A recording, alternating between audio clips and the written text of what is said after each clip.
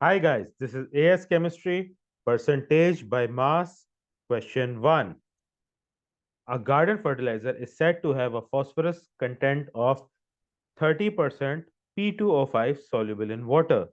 What is the percentage by mass of phosphorus in the fertilizer?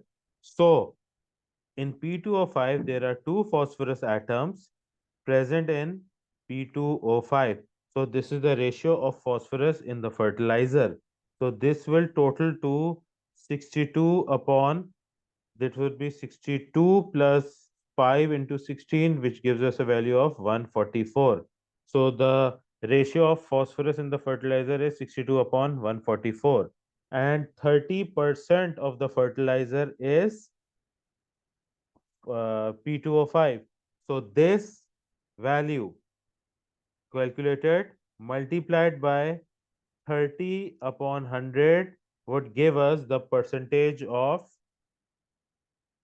phosphorus in the fertilizer present. And that is what they've asked. What is the percentage by mass of phosphorus in the fertilizer? This gives us a value of 13.0%, making option B the correct option for this question. Question 2. Ethyl ethanoate can be obtained from ethanoic acid and ethanol by the following reaction. Ethanol and ethanoic acid are heated under reflux together and 22 grams of ethyl ethanoate are obtained. What is the yield of the ester? So, first off, we need to calculate how much of each is present in 1 mole. So, let's just take one of them because the MR of CH3COOH calculates to 60 and the MR of the ester calculates to 88. So 60 grams of the acid produces 88 grams of the ester. So 30 grams of the acid would produce how many grams of ester? So this would be 30 upon 60 into 88, which gives us 44 grams. So if this process is 100% accurate, the percentage yield is 100%, then 44 grams must be produced. However, the question says 22 grams are produced. So 22 out of what can be produced, 44 into 100 would give us the percentage yield of the ester, which gives us a value of 50%. So this makes option C the correct option for this question.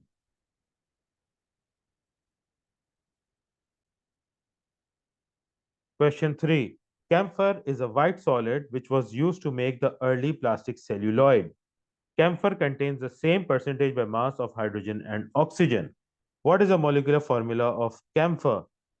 So if it has the same percentage by mass of hydrogen and oxygen, so it should have, for every oxygen atom, 16 hydrogen atoms present. So in option A, there are 6 oxygen and 6 hydrogen. The number of atoms are the same, but not their percentage by mass. So this option is incorrect. Option B has 8 hydrogen atoms and 1 oxygen. So the mass ratio is 8 is to 16. So this is also incorrect. In the third example, we have got 1 atom of oxygen having a mass of 16 and 16 atoms of hydrogen each having a mass of 1. So here the ratio of hydrogen to oxygen is the same. So this option is correct. And in D, we've got 10 atoms of hydrogen and 2 atoms of oxygen. 32 being the mass of oxygen and 10 being the mass of hydrogen, which is not the same, making this option incorrect as well. Therefore, option C is the correct option for this question.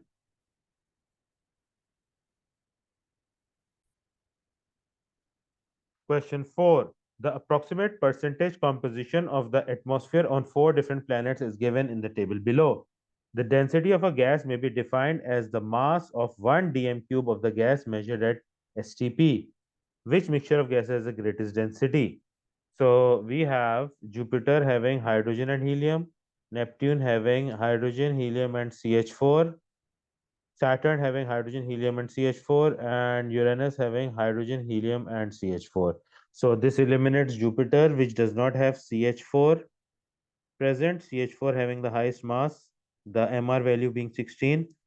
Between Neptune, Saturn, and Uranus, Saturn gets eliminated because the amount of methane present is very less.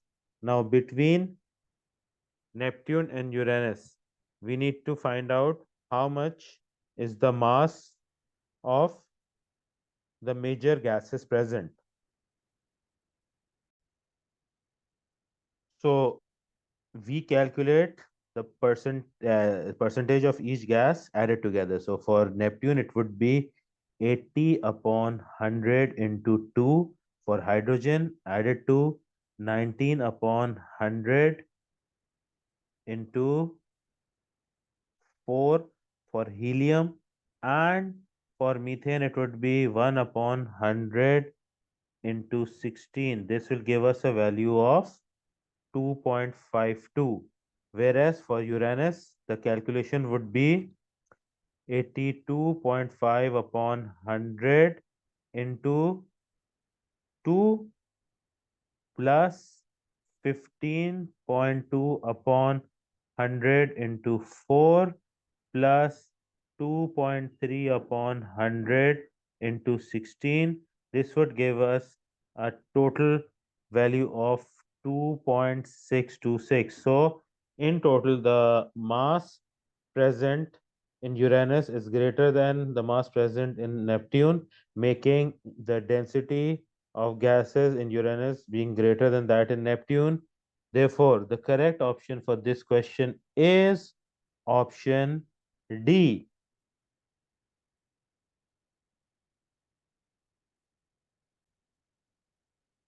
Question 5. Which sodium compound contains 74.2% by mass of sodium? So we've got sodium carbonate, which is Na2CO3. Sodium chloride is NaCl. Sodium hydroxide is NaOH. And sodium oxide is Na2O. So in order to calculate the percentage by mass of sodium, we place the mass of sodium in the numerator. So for sodium carbonate, that would be 23 into 2, 46 upon MR of sodium carbonate, which is calculated to 106 into 100. This gives us a percentage of 43.40%. For sodium chloride, we have mass of sodium as 23 upon mass of NaCl as 58.5 into 100, giving us a percentage by mass of sodium as 39.32%. For NaOH, we have 23 upon 40 into 100, giving us a percentage by mass of sodium being equal to 57.5%. So selection by elimination results in option D being correct, but we will calculate the percentage by mass of sodium as 74.2. For that, we place 46 in the numerator and the sum of Na2O, which is 62, in the denominator. Multiply this by 100, we end up with a value of 74.20%, which is the percentage that was asked in the question, making option D the correct option for this question.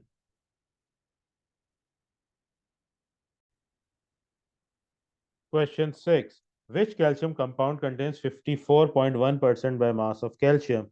So we would write out the formula of each of these. Calcium hydroxide is CaOH twice.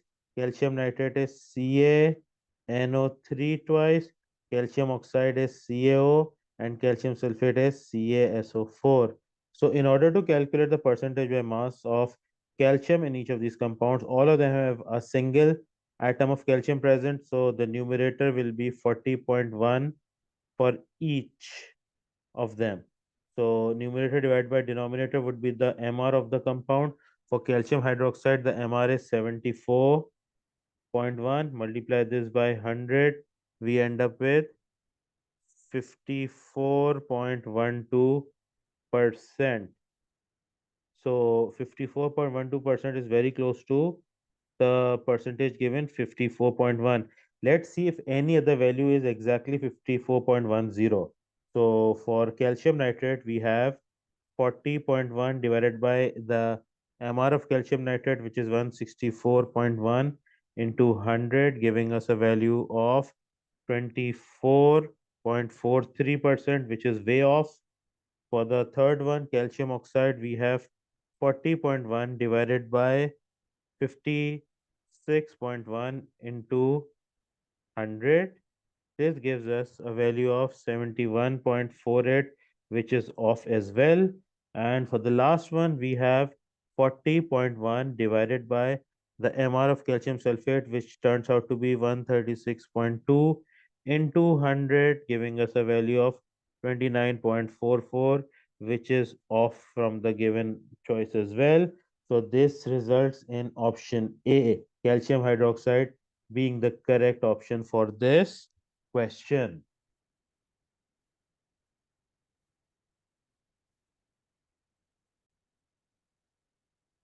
Question 7. In some countries, anhydrous calcium chloride is used as a drying agent to reduce dampness in houses.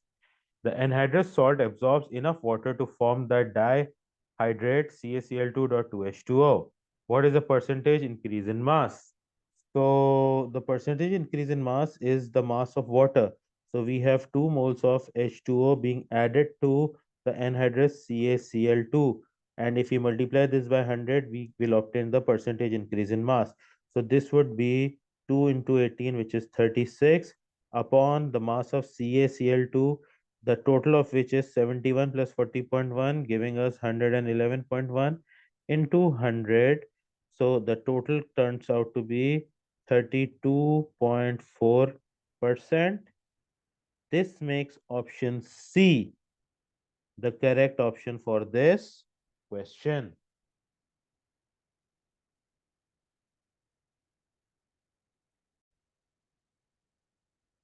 Question 8. Tetraethyl lead has been used as a petrol additive. What is the percentage by mass of carbon in tetraethyl lead? So the percentage of carbon would be 4 to the 8, 8 carbon atoms present. So that would be 8 carbon upon Pb C2H5 into 4, and this would be multiplied by 100 to obtain the percentage of carbon. So 12 into 8 is 96.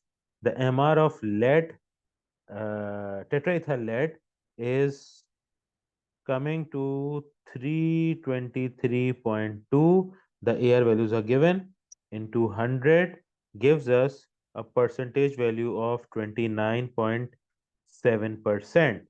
So this makes option C the correct option for this question.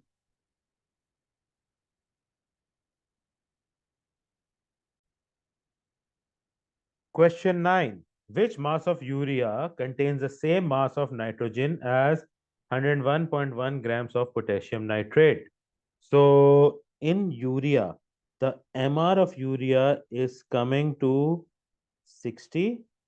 The MR of potassium nitrate is coming to 101.1. And the question asks which mass of urea contains the same mass of nitrogen as 101.1 grams of potassium nitrate. So potassium nitrate contains 14 grams of nitrogen because it has got only one nitrogen atom present. And in urea, we have two nitrogen atoms present. So urea contains 14 to the 28. 28 grams of nitrogen in 60 grams of urea. How much urea would contain 14 grams of nitrogen as present in potassium nitrate? So the calculation would be 14 upon 28 into 60, which gives us a mass of 30 grams. So this makes option B the correct option for this question.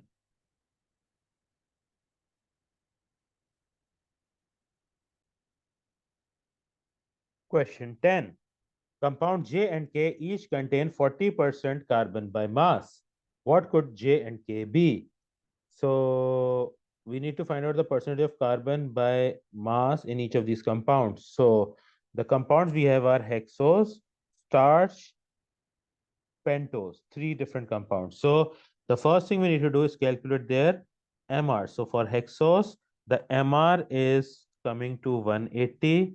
For starch, the MR is coming to 162. And for pentose, the MR is coming to 150. And we have sucrose present as well. So for sucrose, the MR is coming to 342. Once we have the MR, now we can calculate the percentage of carbon in each of these compounds. So for hexose, it would be 6 carbon atoms. 6 12s are 72. So 72 upon 180 into 100 gives us a 40% content of carbon. Then we have starch, in which we have got 6 carbon atoms, which makes it 72 upon 162 into 100. This would be a different percentage, which is equal to 44.44%. So starch is not the correct option here. So options A and D have been eliminated. Now we are left with hexose and sucrose. In hexose, we have got a mass of 6 carbon atoms, which is 72. Oh, hexose we have already calculated, it's 40%. We don't need to do hexose again. So we've got pentose now, C5HN, 5 carbon atoms, 5 12s are 60. So we have 60 upon 150 into 100, which gives us a percentage of carbon as 40%. And for sucrose, we've got 12 carbon atoms. So 12 into 12 is 144 upon 342 into 100, which gives us a percentage of carbon as 42.11%, which is incorrect as well. So sucrose gets cancelled. So the only option left is option B, where pentose has a percentage of carbon as 40, and hexose also has a percentage of carbon content as 40. So this makes option B the correct option for this question.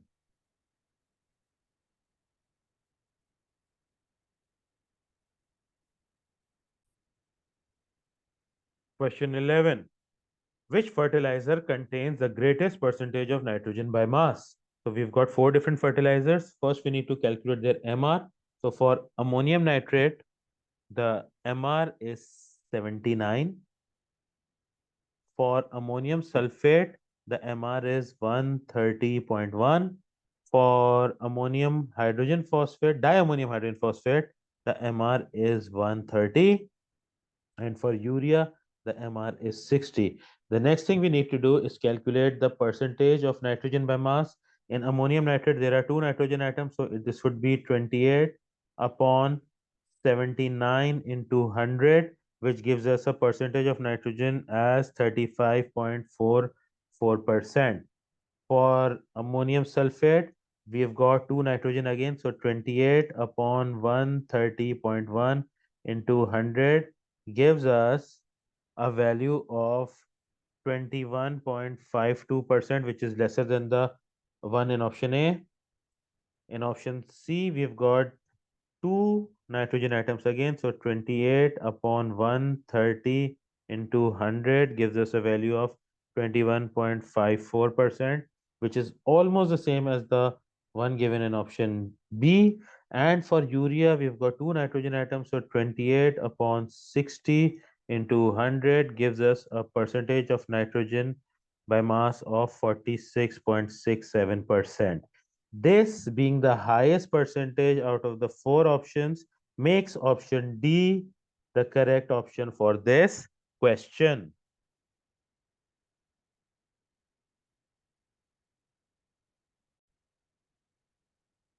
Question 12. An ore of manganese contains 4% by mass of MnO2 and no other manganese compound. Which mass of manganese would be obtained from 1 ton of this ore? So the percentage of manganese in MnO2 would be 54.9, which is mass of manganese upon mass of manganese oxide would be 54.9 plus 16 into 2, which is 32. So 54, 64, 74, 84, 85, 86, 86.9. So the mass of MnO2 is 86.9. So this is the ratio of manganese in MnO2, and we have 4% by mass of MnO2. So this would be multiplied by 4 upon 100, because 4% is 4 upon 100. And this multiplied by 1000, because 1 ton contains 1000 kg, gives us a mass of approximately 25 kilograms. So the answer closely matching to this in the given options is 23.5. So this makes option A the correct option for this question.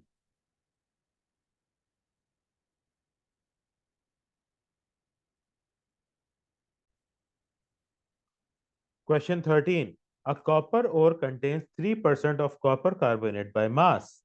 Which mass of copper would be obtained from 1 ton of this ore? So this would be copper upon copper carbonate, which is equal to 63.5 upon 63.5 plus 12 plus 48, which gives us a value of 123.5.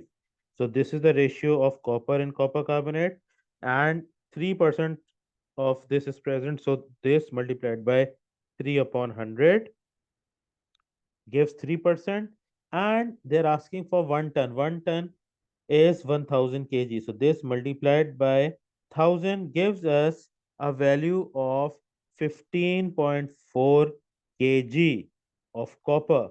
So this makes option D the correct option for this. Not D. This makes option C the correct option for this question.